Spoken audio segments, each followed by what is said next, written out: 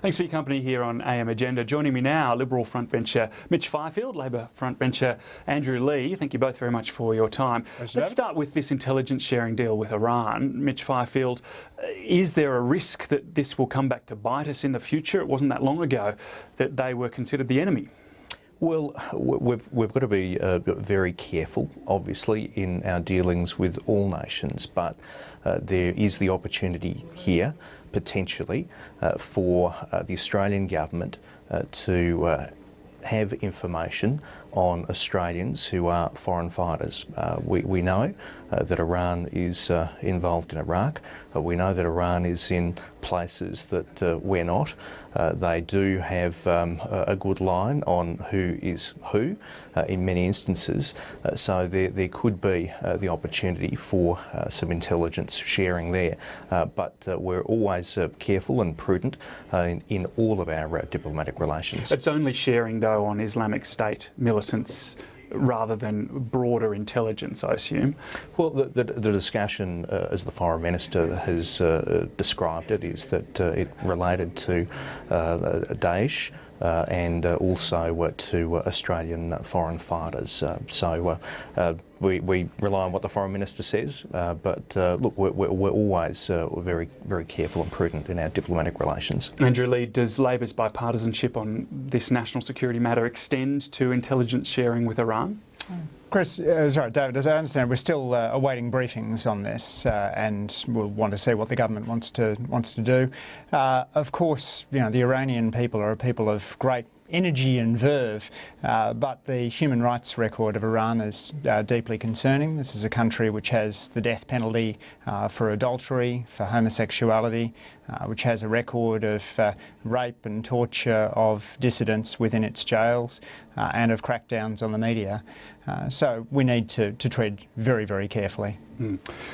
Absolutely. OK, well, turning to issues closer to home, the budget, and we heard from Chris Richardson just before the break suggesting that the government is no longer on track to achieve those budget forecasts. We've heard hints of that before.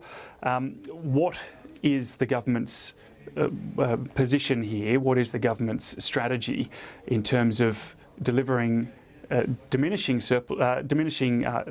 deficits, as the Prime Minister promised last week, in the face of iron ore collapses, wages growth not performing? Well, we're working hard to repair the budget. There have been some challenges, some that have been beyond our control, such as the lack of cooperation, to be fair to say, of the Australian Greens and the Australian Labor Party in the Senate. We've also had the issue of commodity prices, but what we'll see in this budget is steady improvement in the budget bottom line for each year. Is the comments from Joe Hockey yesterday, where he's now quoting a falling deficit in relation to the size of the economy, GDP, rather than in dollar terms, is that a sign that the government has given up the ghost on delivering smaller and smaller deficits?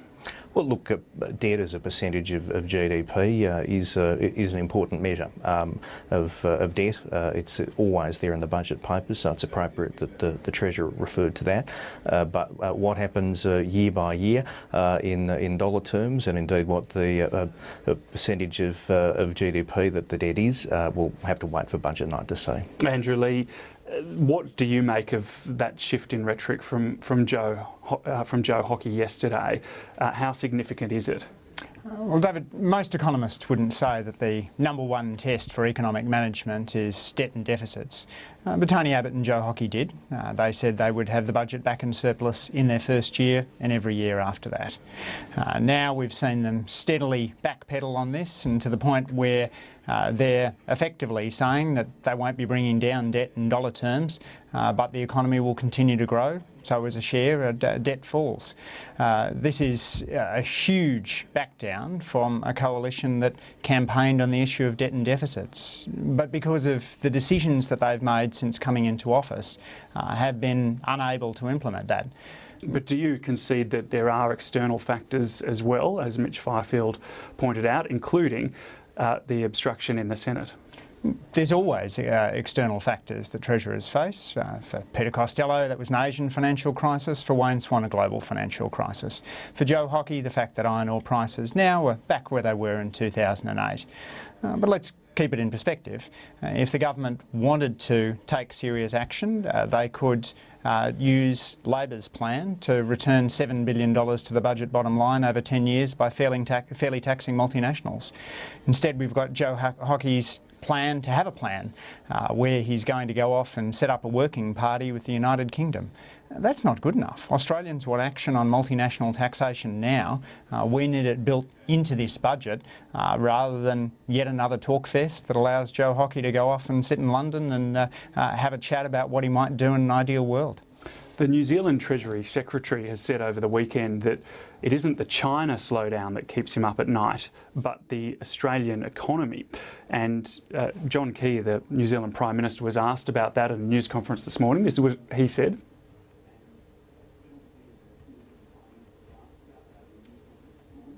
Size of the Australian economy and its significance to New Zealand. So Australia, depending on how you measure things, is New Zealand's largest market. It's been our largest source of tourists, our largest source of foreign investment. So any slowdown in the Australian economy has an impact on New Zealand, and we always say a strong Australia is good for a strong New Zealand. So that's why we express concerns if there are any. Mitch Fifield, that's a fairly significant statement from the New Zealand Treasury Secretary. He's more worried about Australia than China slowing down. Well, look, I'm not surprised given the close economic relationship between Australia and New Zealand, that the New Zealand Prime Minister says that Australia's economic fortunes and Australia's growth rate is significant for New Zealand. I think that's an unremarkable thing for the New Zealand Prime Minister to say. But our budget is going to be very fairly and squarely focused on growth, on jobs, on a plan for small business, a plan for families. So we are aiming to have a positive impact on the growth of the Australian economy. It's very fundamental, and Joe Hockey talks a lot about the importance of growth. So that is fairly and squarely at the heart of our budget approach. But I should just pick up a little bit on what Andrew said earlier. We have made important progress in relation to repairing the budget. We've already halved the projections for debt and deficit that the previous government had. So we've made significant changes. We've made some important savings in the budget despite the opposition that we have. So look, it's not easy. You never look for sympathy as a government, but we're working steadily, we're working methodically. The biggest saving that's been made in the budget, and I'll get your response in a moment, Andrew, is the $80 billion that's going to be carved out of state budgets that they were expecting over the next 10 years for health and for education. Now the Prime Minister's talking of a summit in July where he's going to revisit that issue. That would impact on your claim to have halved the debt trajectory, wouldn't it?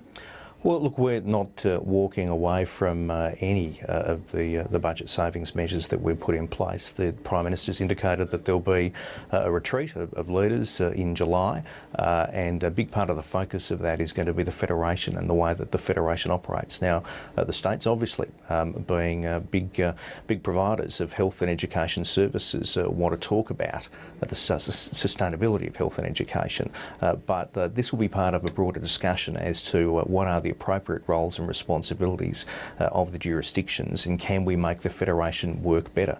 We've got the work that's currently taking place on the Federation White Paper, but as the Prime Minister has said, we can do better as a Federation. We can collectively, as Australian governments, do better, and that will be a big part of the focus at that Leaders' Retreat. Andrew Lee, Labor hasn't been all that cooperative in the Senate. There are $5 billion worth or so of savings that Labor took to the election that are being blocked in the Senate.